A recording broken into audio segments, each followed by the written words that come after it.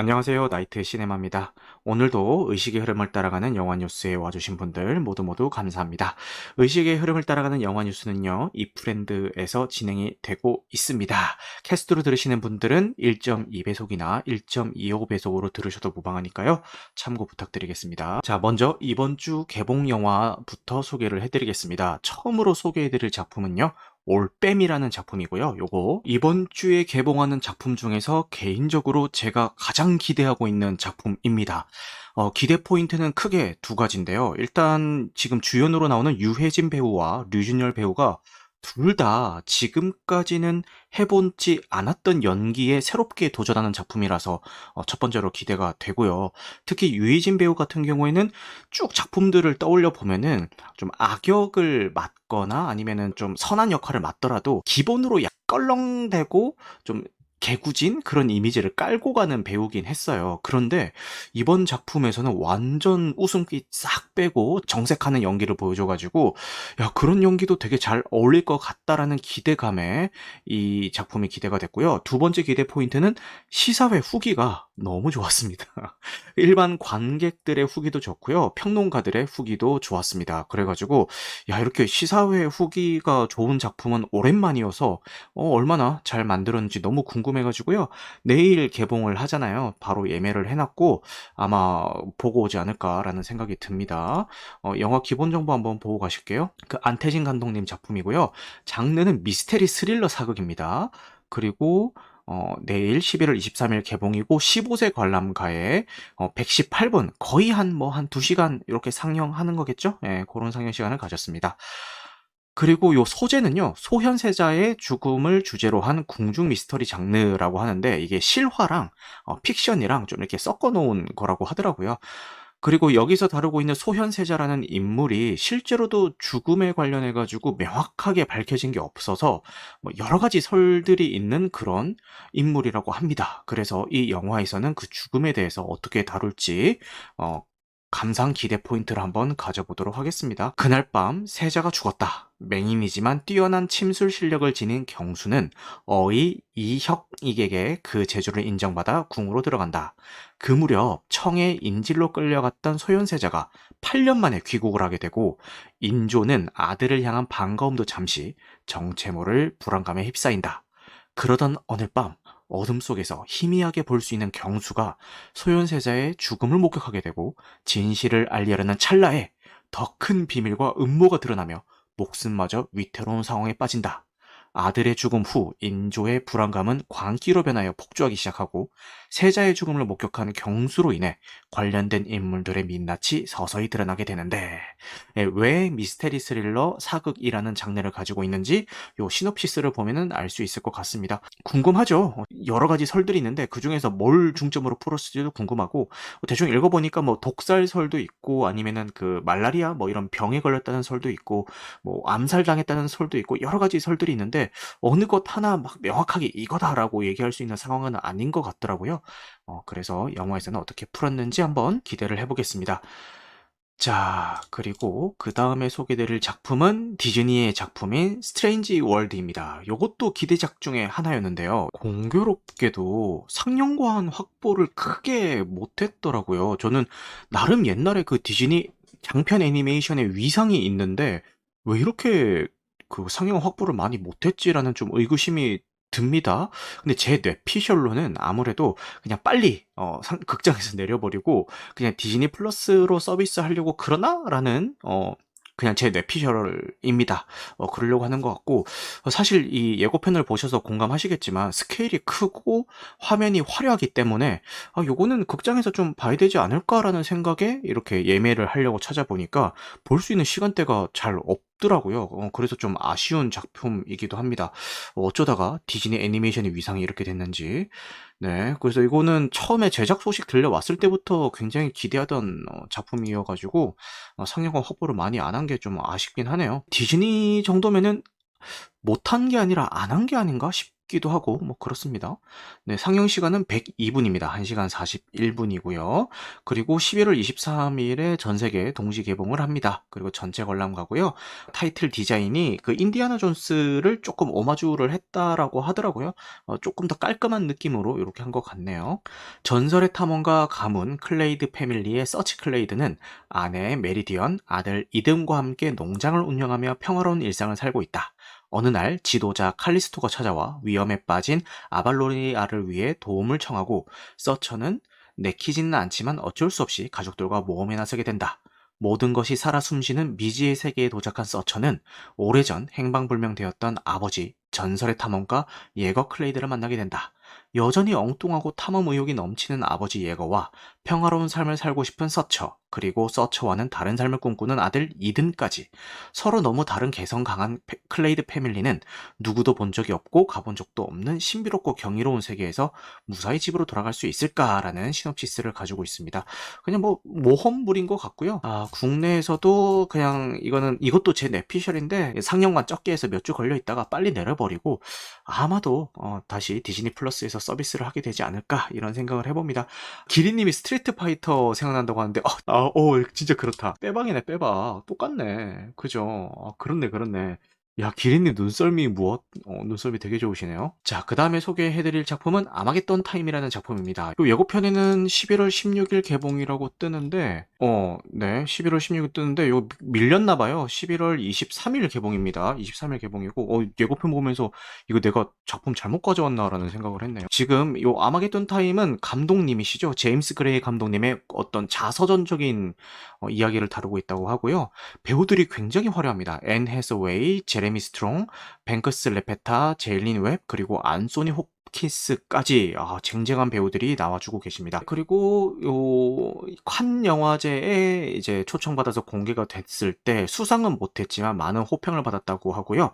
평론가들은 호평을 많이 했는데 관객들은 지루하다라는 근데 보통 이렇게 평론가들이 좋아하고 관객들이 지루하다고 하면은 영화제에서 상 하나 좀 탈 법한데, 그죠? 영화제에서 좋아하는 스타일인데, 네, 그렇습니다. 어쨌든 그런 영화라고 하니까 이렇게 관심 있으신 분들은 한번 보시면 좋을 것 같아요. 배우 보는 맛으로도 충분히 볼 가치가 있을 정도로 되게 화려한 것 같습니다. 그 다음은 조금 특이한 영화가 개봉을 합니다. 유포자들이라는 작품인데요. 제가 이거를 특이하다고 얘기했던 게요. 요게 KBS 드라마 스페셜 2022 TV 시네마의 작품입니다. 그래서 제공이 KBS고 공동 제공이 웨이브고 제작사가 KBS예요. KBS. 그래서 지금 영화 제작사가 KBS라는 상황이 되게 좀 특이해가지고 좀 특이한 작품이다 이렇게 말씀을 드렸고요. KBS 드라마 스페셜 2022 TV 시네마 작품으로 제작이 된 만큼 CGV에서 단독으로 개봉하고 11월 23일에 극장에서 처음 공개가 되며 그 다음에 웨이브에서 공개하고 그 다음에 KBS에서 방송할 예정인 것 같아요. 제 생각에는 아마도 지금 상영관 수 배정 추세로 봤을 때는 빠른 시일 안에 웨이브에서 볼 수 있지 않을까 싶은 생각이 드는데 좀 흥미로운 주제인 것 같기는 해서 저는 개인적으로 뭐 극장에서까지 볼 것 같지는 않고요. 웨이브로 공개되면은 웨이브로 한번 보게 되지 않을까라는 생각이 듭니다. 그러니까 요거 관심 있으신 분들은 뭐 극장에서 보셔도 좋고 아니면 웨이브나 아니면 나중에 12월 말에는 KBS에서도 방영이 된다니까요. 한번 보시면 좋을 것 같습니다. 제가 엄청나게 기대하고 있는 기에르모 델 토로 감독의 피노키오가 개봉을 합니다. 근데 뭐 다들 예상하셨다시피 이렇게 넷플릭스 오리지널로 제공되는 작품들은 극장에서 오래 상영을 안 하죠. 오래 상영도 안 하고 상영관도 확보를 많이 안 합니다. 그래서 뭐 하루에 뭐 한 손에 꼽히던데 상영 횟수가 뭐 한 4-5번? 지금 올빼미가 상영 횟수 거의 다 먹고 있고요. 피노키오는 진짜 눈꽃만하게 CGV에 눈꽃만하게 있습니다. 눈꽃만하게 있는데 그마저도 제가 보기에는 조금 힘든 시간대라 가지고 이거 극장에서 너무 보고 싶은데 그냥 OTT 넷플릭스로 봐야 될 것 같고 이게 그 평론가 시사회가 선진행이 됐는데 반응이 장난이 아닙니다. 기에르모 델 토로 감독이 제작을 한다는 것도 굉장히 기대 포인트인데 게다가 오랜만에 스톱모션 애니메이션인데다가 얼마 전에 디즈니에서 거하게 말아먹은 그 피노키오와는 정반대점에 있는 어두운 면을 보여주는 피노키오라니, 이거는 기대를 안 할 수가 없습니다. 심지어 평론가 평까지 좋았다고 하니까요. 큰 기대를 한번 해보겠는데, 지금 이거를 극장에서 볼 수 없다는 게 너무 가슴이 아프네요. 그렇습니다. 그 다음은 영화 양자경의 더 모든 날 더 모든 순간이라는 작품이고요. 네, 맞습니다. Everything Everywhere All at Once의 확장판이고요. 한 10여 분 정도가 추가가 돼서 이렇게 공개가 된다고 하는데, 제목이 Everything Everywhere All at Once가 아니라 양자경의 더 모든 날 모든 순간 이렇게 바뀐 거는, 그 재개봉을 할 때 그 재개봉할 영화 타이틀에 공모전을 열었어요. 그래서 공모전에서 당선된 제목이라서 요렇게 하고요. 메가박스 한정으로 개봉을 했고, 내일 상영에 가면은 아마 그 대사집을 줄 겁니다. 그래서 사람들이 그 대사집 때문에 예매를 어마무시하게 해가지고 지금 거의 다 완석일 거예요. 지금 예매할 수가 없을 겁니다. 지금 남아 있어봤자 뭐 장애인석 뭐 한두 자리 뭐 이렇게만 남아 있고, 나머지는 다 꽉 차 있습니다. 그래서 사람들이 아마 뭐 대본집 값 낸다고 생각하고 그냥 예매만 하고 대본집만 받아오는 사람도 있을 수 있고, 또 뭐 다회차 하는 분들도 계실 수가 있고, 뭐 여러 가지 유형들이 있겠는데요. 그만큼 진짜 사랑을 많이 받은 작품이고 너무 좋은 작품이니까, 혹시 못 보신 분이 계신다면은 꼭 한번 보시기를 바라겠습니다. 근데 예고편 보면서 영화 장면들이 막 스쳐 지나가니까, 제가 관람 당시의 기록들이 새록새록 떠오르면서, 야, 한 번 더 보고 싶다라는 생각이 확실히 이렇게 뽐뿌가 오긴 하네요. 그 다음은 존 덴버 죽이기의 메인 예고편 보고 가시겠습니다. 그쵸, 요게 필리핀 영화예요. 여러분들 필리핀 영화 하면 딱 떠오르는 거 있습니까? 없죠, 잘 없죠. 그런데 필리핀 영화 중에서도 이례적으로 지금 극장에 개봉을 합니다. 그만큼 영화제에서 반응이 되게 좋았고요. 24회 부산 국제영화제 뉴커런스 부문에도 초청을 받은 작품입니다. 여기 내용이 SNS 관련 내용 같아요. 엄마와 함께 살고 있는 가난하지만 평범한 학생 존 덴버. 어느 날 학교에서 아이패드를 훔친 범인으로 몰리자 화가 난 나머지 친구와 몸싸움을 벌인다.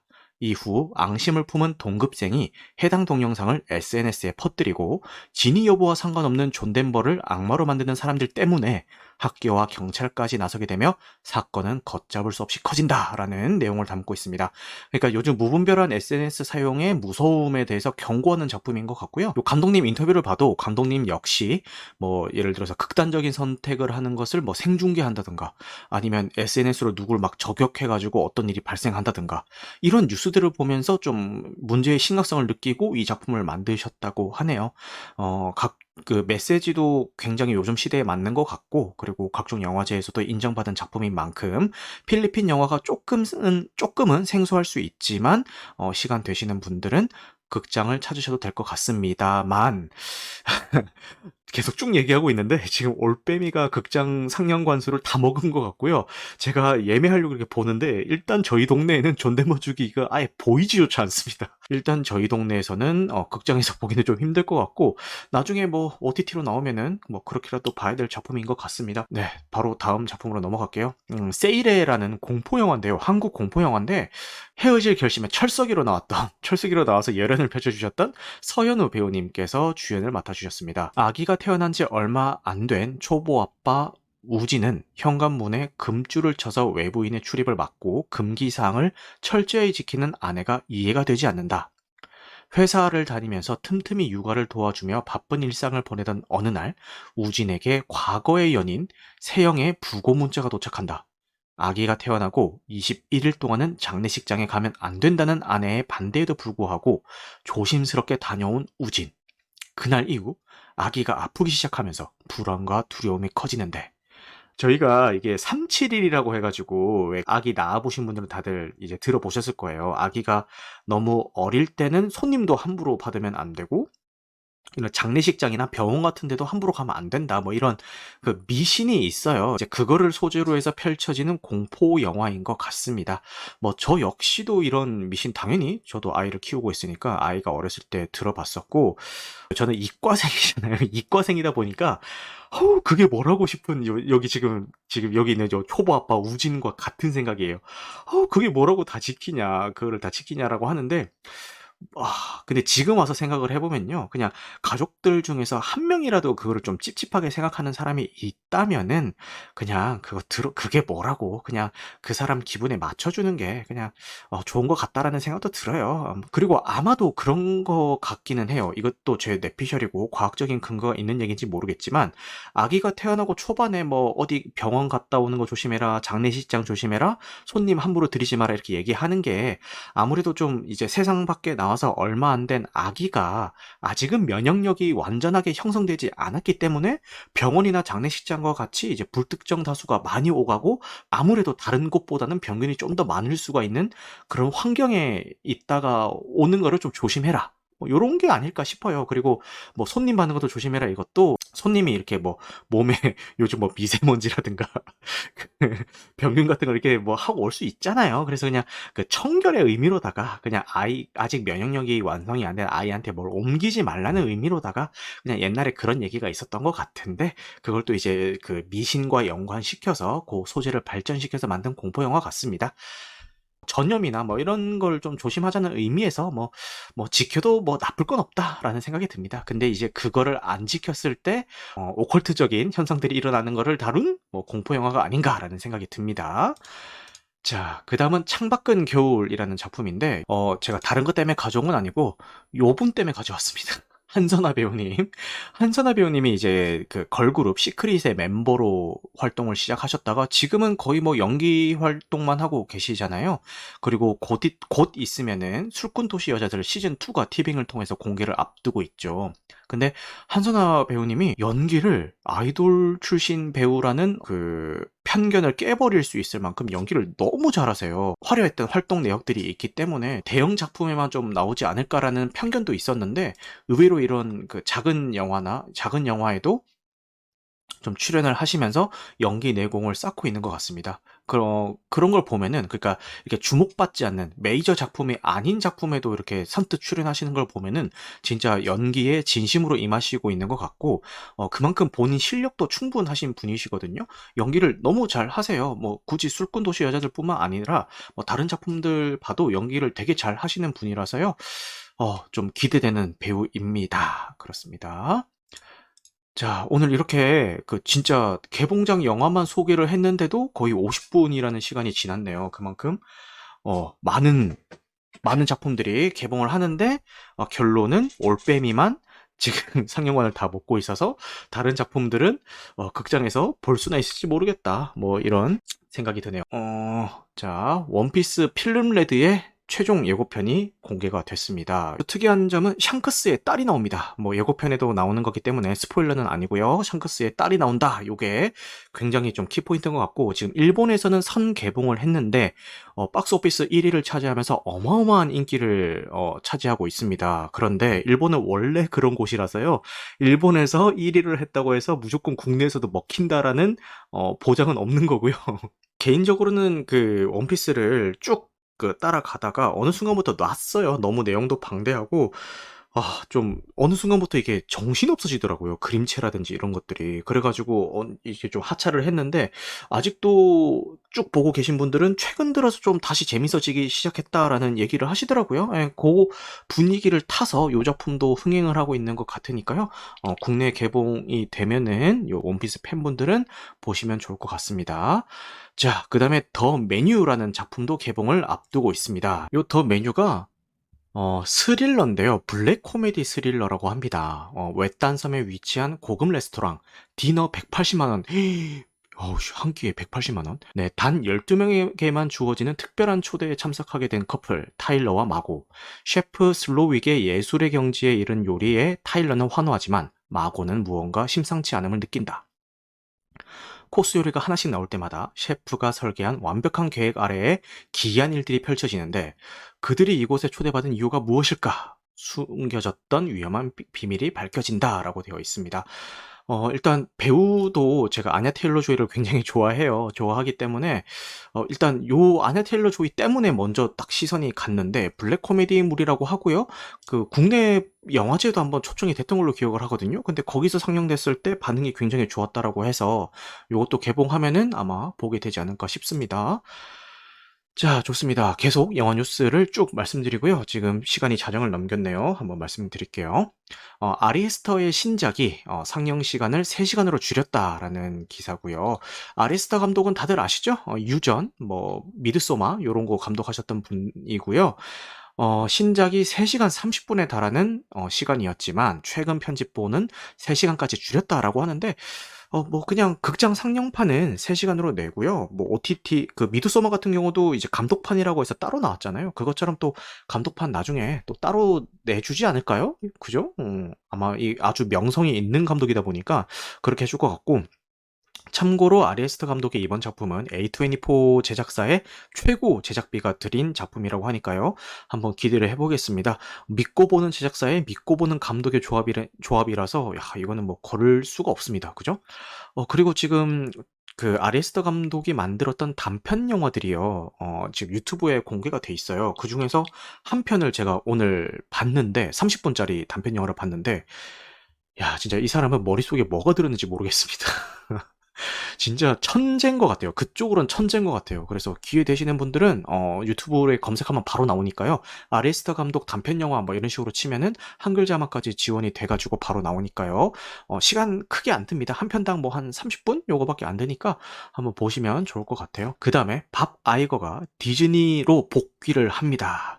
네, 2000년대에 들어서서 이 밥 아이거가 지금 어디냐? 지금 뭐 5만 대 다 인수를 했어요. 루카스 필름도 인수하고 픽사도 인수하고 마블도 인수하고 뭐 21세기 폭스도 인수하고 엄청 이제 업적을 이룬 사람인데 이제 디즈니를 떠나게 됐다가 지금 다시 디즈니로 돌아오게 된다라는 얘기고요.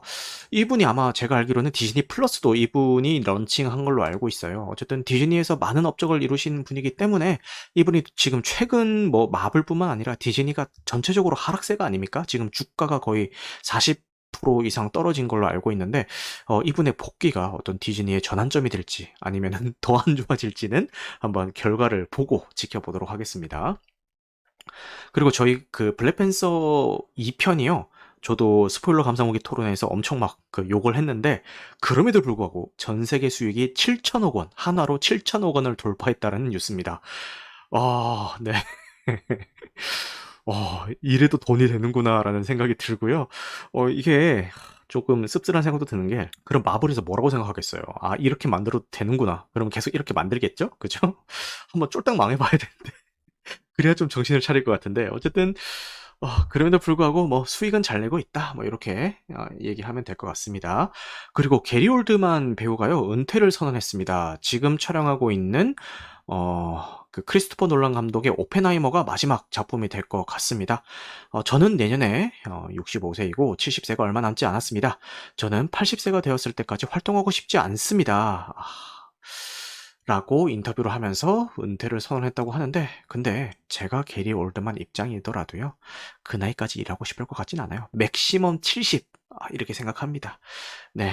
저희 뭐 정년퇴직이 뭐 60세 뭐 요렇게 가까이 되잖아요. 뭐 요즘 뭐 임금 피크제다 뭐다 해 가지고 뭐 더 있는 걸로 알고 있는데 뭐 제가 지금 30대 후반인데 70살까지 일하라고 하면은 거의 뭐 30년을 더 일해야 된다는 뜻인데 제가 게리 올드만이라도 싫을 것 같네요. 그래서 요즘 뭐 파이어족이네 뭐네 해가지고 뭐 지금 뭐 떵떵거리면서 사는 건 의미 없다. 뭐 지금 노년에 가서 은퇴 후의 삶이 풍족한 게 진짜 승리자다라고 하면서 지금 뭐 허리띠를 졸라매면서 미래를 위해서 막 이렇게 투자하는 분도 많이 계시는데 그런 분들도 다 존중하고요. 어쨌든 너무너무 좋은 명배우죠. 명작들을 많이 남긴 명배우기 때문에 그의 이런 은퇴성 발언이 조금 아쉽기는 하네요. 그죠? 그렇습니다.